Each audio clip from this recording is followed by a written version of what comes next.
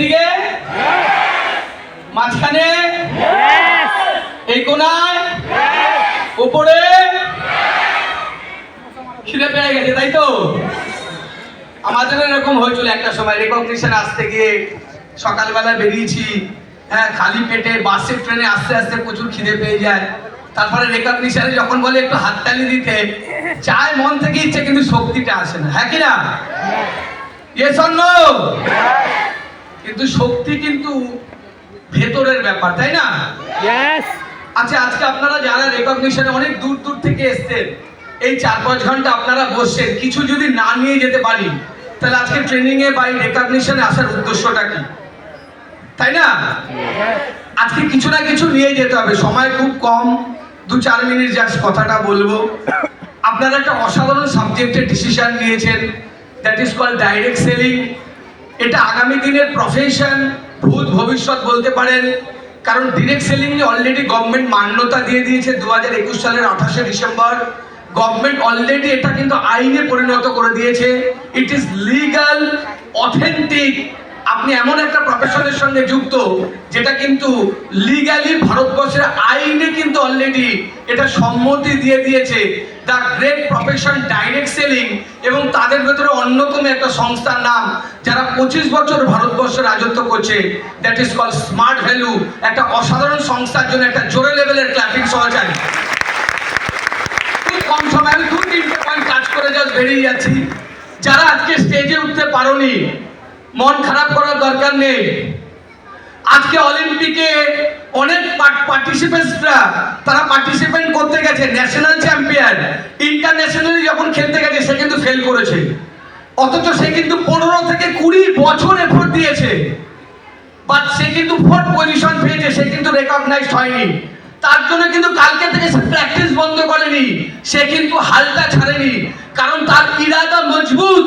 সে জানে আমি একবার যদি অলিম্পিকে চ্যাম্পিয়ন হই, তাহলে রেস্ট অফ দ্য লাইফ, আগামী 30 বছর তার কিন্তু জীবনে আর কোনোদিনও অর্থনৈতিক প্রবলেম হবে না। রেকগনিশন, সম্মান, আইডেন্টিফিকেশন, ফেম, এভরিথিং সে কিন্তু পাবে। বাট এখানে অনেক বাচ্চা বাচ্চা ছেলেমেয়েরা আসে যাদের টেম্পোরারি মাইন্ডসেট, মনটাকে একটা জায়গায় কনসেন্ট্রেট করতে পারে না। আমাদের মোবাইলে এখন দেখবেন একটা ভিডিও, যে ভিডিও করে সে বলে পুরা ভিডিও দেখেগা, পুরা ভিডিও দেখিয়েগা, স্কিপ মত করিয়েগা। যারা ইউটিউবার তারাও জানে যে 1 মিনিটও ভিডিও দেখার মতো কনসেন্ট্রেশন ছেলেমেয়েদের নেই। যে টিভিতে কোনো একটা সিরিয়াল হয়, সঙ্গে সঙ্গে অ্যাড দিচ্ছে, অন্য চ্যানেল চেঞ্জ করে দিচ্ছি। আজকালকার ইয়াং ছেলেমেয়েদের ভেতরে সব থেকে বড় সমস্যা হচ্ছে ধৈর্যের বিরাট অভাব, পেশেন্সের অভাব। যে কোনো ফিল্ডে যদি তোমাকে সাকসেসফুল হতে হয়, সিগনিফিকেন্স অফ লাইফ তৈরি করতে হয়, মিনিমাম 15টা বছর লাগে। অরিজিৎ সিং একদিনে অরিজিৎ সিং হয়নি, 15 ইয়ার্স এফোর্ট আছে। বিরাট কোহলি 25 বছরের লড়াই আছে। মেসি 25 বছর পরে কিন্তু বিশ্বকাপ পেয়েছে। রোনাল্ডো পৃথিবীর গ্রেটেস্ট প্লেয়ার ফুটবলের, তারপরে কিন্তু তার কাছে বিশ্বকাপ অধরা। ইন্ডিয়ান টিমে যে লাস্ট যে বিশ্বকাপ জিতল আইপিএল, 17 বছর পরে কিন্তু আবার রোহিত শর্মার হাতে বিশ্বকাপ পেল। সে মাটি থেকে নিয়ে, সে চিপ দিয়ে কিন্তু মাটিটাকে কামড়ালো। 17 বছর এফোর্ট নিয়েছে। কোশ্চেন হচ্ছে, আপনাকে কোশ্চেন করতে হবে। এখানে আসলে নাচাকুদো করলে হবে না, মনের ভেতরে একটা আগুন, একটা জিদ নিয়ে যেতে হবে। যে 10 বছর পড়াশোনা করেছি, 20 বছর পড়াশোনা করার পরে একটা ছেলের কাছে কোনো রকম ফাইন্যান্সিয়াল ভেহিকেল থাকে না। আজকের যুগ হচ্ছে এন্টারপ্রেনারের যুগ। কাজটাকে নিয়ে গর্ববোধ করুন। এন্টারপ্রেনার হচ্ছে উদ্যোগপতি। আমি পড়াশোনা করে গভর্নমেন্টের উপরে ডিপেন্ড করব, তার মানে আমি গভর্নমেন্টের উপরে ডিপেন্ড করছি, মানে আমি নিজেকে দুর্বল ভাবছি, কেউ আমাকে হেল্প করবে। এটা হলে দেশ কখনো এগোবে না। আজকে দেখুন, দেশের যখন কোনো বড় বড় কিছু হয়, তখন দেখবেন এরকম ইন্ডাস্ট্রিয়ালিস্টরা আগে যায়, তারপরে শিল্পপতিরা, তারপরে বড় বড় অ্যাক্টার্সরা, ফিল্ম ইন্ডাস্ট্রির লোকেরা, কটা চাকরিজীবী লোককে দেখতে পান। তার মানে দেশকে নির্মাণ করার জন্য ইন্ডাস্ট্রি দরকার, ক্রিয়েটিভিটি দরকার, উদ্যোগপতি দরকার। কিন্তু আমাদের সমাজ থেকে মগজ ধোলাই হয়েছে, পড়াশোনা করে চাকরি করে বাবু না হলে নাকি তুই সম্মান পাবি না। কেন অরিজিৎ সিং সম্মান পায় না? বিরাট কোহলি সম্মান পায় না? যারা ওই মিরাক্কেলের মীর সম্মান পায় না? কপিল শর্মা সম্মান পায় না? নীরজ চোপড়া জ্যাভলিন থ্রো করে সম্মান পায়নি? 20 বছর পড়াশোনা করে চাকরি করে বাবু না হলে নাকি তুই সম্মান পাবি না। কেন অরিজিৎ সিং সম্মান পায় না? বিরাট কোহলি সম্মান পায় না? কপিল শর্মা সম্মান পায় না? 20 বছর পড়াশোনা করে চাকরি করে বাবু না হলে নাকি তুই সম্মান পাবি না। আপনাদের আজকে ইয়াং ছেলেমেয়েদের সব থেকে বড় সমস্যা, সমাজ থেকে মগজ ধোলাই হয়েছে, বিকল্প কোনো কেরিয়ারের কথা তারা ভাবতে পারে না, নিজের মনকে সম্মান দেয় না যে আমি যে কাজটা করি। প্রথম পয়েন্ট, কাজটাকে সম্মান দিতে শিখুন। আপনি যে কোনো কাজ করছেন, জীবনে দুটো দৃষ্টিভঙ্গি নিয়ে আপনি জীবনকে দেখতে পারেন। যে কোনো কাজ করছেন, কাজের দৃষ্টিভঙ্গিটা কি? একটা বাগানে যখন একটা মালি চাষ করে, ফুল বাগান যখন চাষ করার পরে গোলাপ ফুল ফোটে, মালি বলে বাহ, সরস্বতী পুজোর মার্কেট হেভি হিট, একটা গোলাপ 50 টাকায় বিক্রি হবে। আর ওই বাগানে যদি গার্লফ্রেন্ড আর বয়ফ্রেন্ড যায়, ওখানে গিয়ে প্রেম নিবেদন করে, আমি তোমাকে কি ভালোবাসি। একই বাগান, একজন চাষি ভাবছে মার্কেট ভালো হবে, একটা বিজনেসম্যান ভাবছে ভালো মার্কেট হবে, লাভাররা গিয়ে বলছে প্রেম নিবেদন করছে। কাজের দৃষ্টিভঙ্গি। এখানে যখন কাজটা করছেন আপনি ভাবেন আমি মনে কাউকে প্রোডাক্ট দিচ্ছি, প্রোডাক্ট দিচ্ছেন না, একটা ননি ইজুকাল একটা মানুষের জীবন বাঁচাচ্ছি, একটা লোককে ইনভাইট করছি মানে তার জীবনে একটা ক্যারিয়ার দিচ্ছি, তাকে একটা রাস্তা দিচ্ছি। হ্যালো, বোঝাতে পারছি? আজকে আমেরিকা দেশটাকে কারা তৈরি করলো? ইন্ডাস্ট্রিয়ালিস্টরা। একটা গুগলের মালিক, একটা ফেসবুকের মালিক, একটা টেসলা কোম্পানির মালিক, একটা ইলিয়ন মাস্ক, একটা ইউটিউবার, একটা বিল গেটস। প্রবলেম হচ্ছে আমাদের ছেলে মেয়ে, এবং আমি গার্জিয়ানদের কাছে রিকোয়েস্ট করব একটু চিন্তাধারা বদল করুন।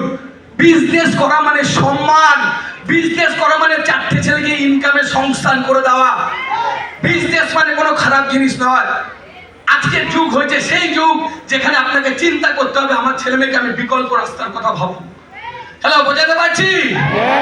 এবং এই কাজটা থেকে আপনি যদি 5টা বছর টিকে থাকতে পারেন। আমার জীবনে প্রচুর ব্যর্থতা গেছে, লাস্ট 10 বছরে প্রচুর স্ট্রাগলিং গেছে, কিন্তু ধৈর্য কখনো হারাইনি। কেন হারাইনি? কারণ হোয়াইট পার্ট ক্লিয়ার ছিল। কি হোয়াইট পার্ট ক্লিয়ার ছিল? আমি জানতাম এই বিজনেসটা কি দেবে ক্যারিয়ার, কত বড় লাইফ এখান থেকে পাওয়া যায়। আজকে দেখুন 2-5 বছর 10 বছর ওয়েট করেছি, কিন্তু দেখুন সাকসেসের আজকে দৌড়গোড়ায় উইদিন 2 ইয়ার্সের ভেতরে আরো বড় জায়গায় পৌঁছে যাবে। ছেলেমেয়েদের সব থেকে বড় প্রবলেম, একদম পেশেন্স নেই তাদের, কোনো ধৈর্য নেই, কোনো পবিত্র মানসিকতা নেই। মনে রং লাগাতে হবে। কাজটা করার সময় ভাবতে হবে আমি একটা বিরাট বড় কাজ করছি, আমার কাজের মাধ্যমে আমি দেশ গঠন করছি। ঠাকুর একটা কথা বলে, যখন কোনো কাজ করবি ভাববি কাজের ভেতরে একটা ভাবনা করার চেষ্টা করবি, জীবনকে একটা আদর্শ দিতে হবে, জীবনকে একটা ফিলোসফি দিতে হবে। মুড়িওয়ালাও রোজগার করে, পটলওয়ালাও রোজগার করে, ফুচকাওয়ালাও রোজগার করে, তোর রোজগারের মধ্যে পার্থক্য কি? আমার রোজগারের মধ্যে পার্থক্য হচ্ছে আমি লোকের জীবন পরিবর্তন করার কাজে লেগেছি। বোঝাতে পারছি কি পারছি না? আর ব্যর্থতায় কখনো ঘাবড়াবেন না, ব্যর্থতা জীবনের অঙ্গ অঙ্গি ভাবে জড়িত। আপনি ছোটবেলা থেকে কিন্তু যুদ্ধ করে এগিয়েছেন। যখন আমার জন্ম হয়েছে, আপনার জন্ম হয়েছে যুদ্ধের মাধ্যমে পৃথিবীতে লঞ্চ করেছেন। যখন আপনি হাঁটতে গেছেন এরকম ভাবে হামার উপরে দিয়ে হাঁটতে গেছি, তারপরে কোনো রকম খাটের পায়া ধরেছেন, তারপরে ধীরে ধীরে হাঁটতে শিখেছেন। যুদ্ধ করেননি? আপনাদের গার্জিয়ান, আমাদের গার্জিয়ান যুদ্ধ করেনি ফ্যামিলি চালানোর জন্য, ইনকাম করার জন্য যুদ্ধ করছে না? এই স্টেশনে চলে যান, একটা অন্ধ যে চোখে দেখতে পায় না সে গান করে বলে আমাকে 2টো পয়সা দেবে, কই সে তো হার মানেনি। তাহলে আপনি কেন হার মানছেন? ব্যর্থতাটাকে অ্যাকসেপ্ট করে নিতে হবে, ব্যর্থতাটাকে গ্রহণ করতে হবে জীবনে। ঠাকুর একটা কথা বলে, তোর জীবনে প্রবলেম কোথায় জানিস? প্রবলেম হচ্ছে জীবনকে বুঝতে শিখিস নি এখনো। মায়াকে চিনতে পারলে মায়া নাকি পালিয়ে যায়। আপনার মায়াটা কোথায়? যেই ব্যর্থ হন অমনি ভেঙে পড়েন। যেই দিনকে এটা শিখে যাবেন এটা মায়া, আরে ব্যর্থতা কি আছে, কালকে আবার চেষ্টা করব, পরশু দিন আবার চেষ্টা করব, তারপরের দিন আবার চেষ্টা করব, 2 বছর পর আপনি ক্রাউন হয়ে বেরিয়ে যাবেন। ইয়েস ইয়েস, কি বোঝা যাচ্ছে কথাটা? Yes or no? এই মানসিকতাটা রাখতে হবে, নিজেকে চিন্তা করতে হবে যে আমি একটা বিরাট কাজের সঙ্গে যুক্ত হয়েছি। আজকে দেখুন সমাজের অবস্থা, তোমরা সব থেকে বড় প্রবলেম নিজের দুঃখ দূর করার চেষ্টা করছো, হবে না। যখনই কাজ করবে অর্থকেন্দ্রিক চিন্তা নিয়ে ভাববে না, তাহলে কাজ করতে গিয়ে হতাশা আসবে।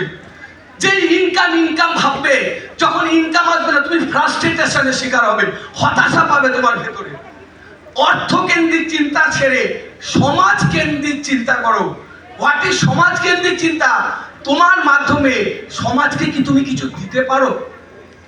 সমাজের সমস্যা কি? হাজার হাজার ছেলে মেয়ে ক্যারিয়ার পাচ্ছে না। আমি কোন পলিটিশিয়ানের ভেতরে যেতে চাই না। গভর্নমেন্টের পক্ষে কোটি কোটি ছেলে মেয়েকে চাকরি দিতে পারবে না। It is virtually impossible. আমি সমাজের সমস্যার সমাধান করব।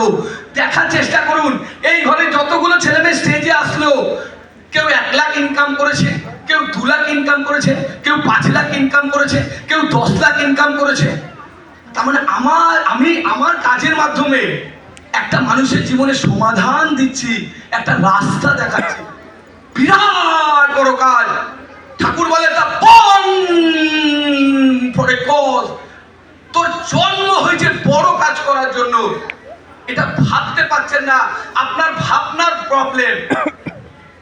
কাজটাকে একদম পিপিলিকার মতো দেখেন। আমি লোককে না হেলথ নিয়ে বলতে যাচ্ছি, প্রোডাক্ট নিয়ে। নিম্ন মানসিকতা নিম্ন রেজাল্ট হবে।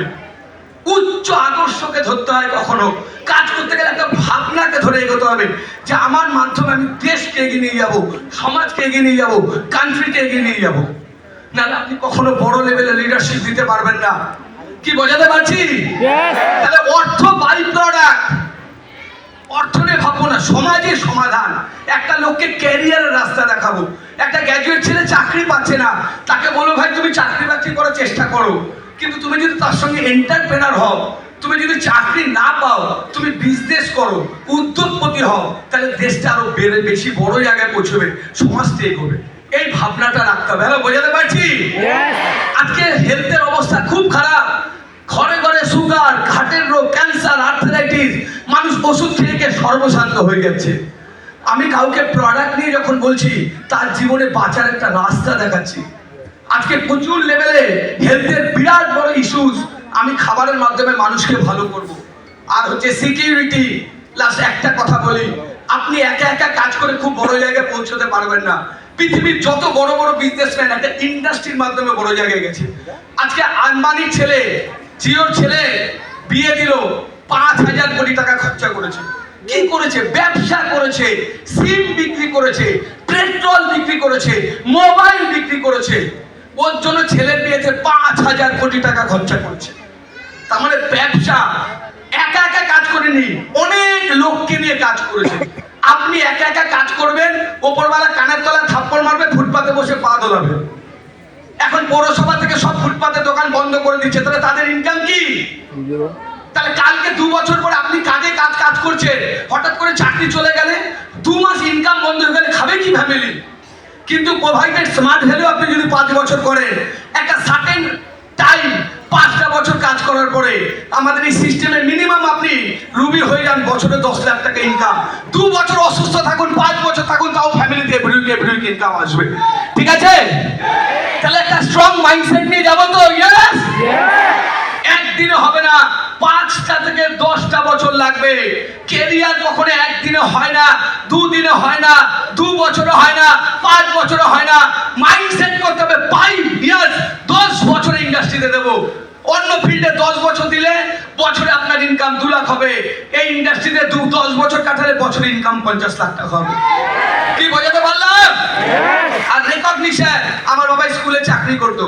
আমার বাবা যেদিনকে মারা যায়, আমাদের বাবার অফিস কলিগরা 2 ঘন্টা বাড়িতে এসে থাকার সময় দিই। আর দেখুন, একটা বাচ্চা ছেলে মেয়ে, 17-18 বছরের ছেলেমেয়েরা এই 2000 লোকের সামনে স্টেজে সম্মান পাচ্ছে। The great platform, smart value and smart value. এটা জোরে হাততালি হবে তো?